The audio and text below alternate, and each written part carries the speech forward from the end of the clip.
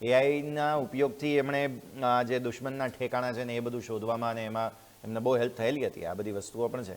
તો એક બાજુ એઆઈને લઈને આઈટીમાં હજુ પણ આફ્ટર મેથ કદાચ પ્રોપર કન્ક્લુડ થયા નથી. તેમ છતાંય અત્યારે તેજી જે આવી રહી છે, આ તેજીને કઈ રીતે જોઈએ? આ શું પોસ્ટ વોર સેનેરિયોમાં આઈટી પહોંચી ચૂક્યું છે કે હજુ એને થોડો સમય છે?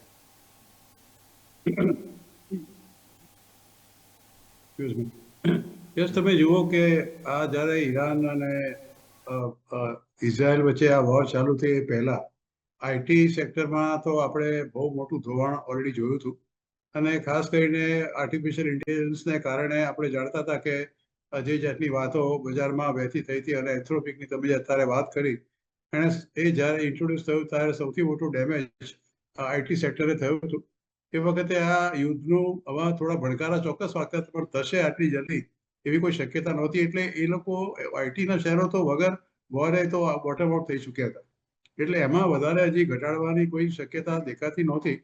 હવે જ્યારે એન્થ્રોપીની આપણે વાત કરી કે વ્હાઇટ હાઉસ ખાતેથી એને એક બ્લેકલિસ્ટ કરવામાં આવ્યો છે પેન્ટાગોનથી, કારણ કે એને they wanted exclusive rights from the Anthropic, અને એને ચોથી રાહ પાડી કે હું તમને આવી રીતે જો તમને બિલકુલ એક્સક્લુઝિવ રાઇટ્સ તમને નહીં આપું.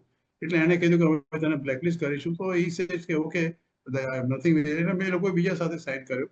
પણ તમે કહ્યું તે પ્રમાણે જે વાતો બજારમાં વહેતી થઈ છે એ પ્રમાણે જે અત્યારે એટેક કર્યો એ લોકોએ ઈરાન ઉપર, અને જે 28મી ફેબ્રુઆરીએ એનું જે પ્રિસિશન હતું એમાં એ લોકોએ આ પર્ટિક્યુલર ટૂલનો ઉપયોગ કર્યો હતો.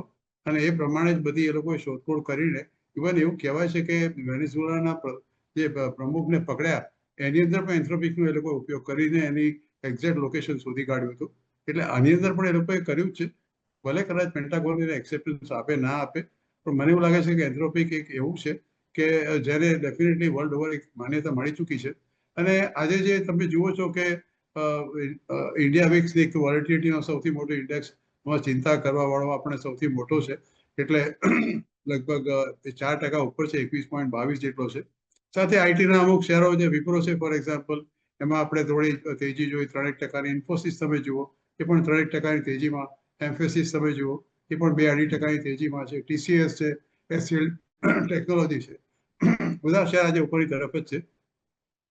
They are trying to recover their position what they have been already suffered because of these AI tools. એટલે મારું માનવું છે કે, અને બીજું એક ફાયદો કદાચ મારી દ્રષ્ટિએ એવું ગણી શકું છું કે રૂપિયો જ્યારે નબળો પડે અને એ લોકોના મોટાભાગના જે કોન્ટ્રાક્ટ એ લોકોએ નોર્થ અમેરિકા સાથે કર્યા હોય ત્યારે એ લોકોના કોન્ટ્રાક્ટમાં જે રૂપિયાનો ભાવ ફોર એક્ઝામ્પલ 84 કે 85 રૂપિયા પ્રતિ ડોલરનો લખ્યો હોય, એટલે જ્યારે બિલિંગ થાય ત્યારે એ લોકોને 92 રૂપિયાનું બિલિંગ કરવાનો વારો આવે ત્યારે એ લોકોને વિન્ડફોલ ગેઇન ચોક્કસ ગણી શકાય. એટલે એ રીતે પણ એક આ કંપનીઓને મોટો એક ફાયદો આ રીતે ઇન્ડાયરેક્ટલી રૂપી ડેપ્રિસિએશનનો પણ થયો છે. એટલે આજે ઉપરની તરફ આ બધા શહેરો છે. પણ મારું માનવું છે કે જે જાહો જલાલી આપણે આ શહેરોમાં જોઈ હતી એવી જાહો જલાલી કદાચ નજીકના ભવિષ્યમાં તો આપણને ચોક્કસ નહીં જોવા મળે.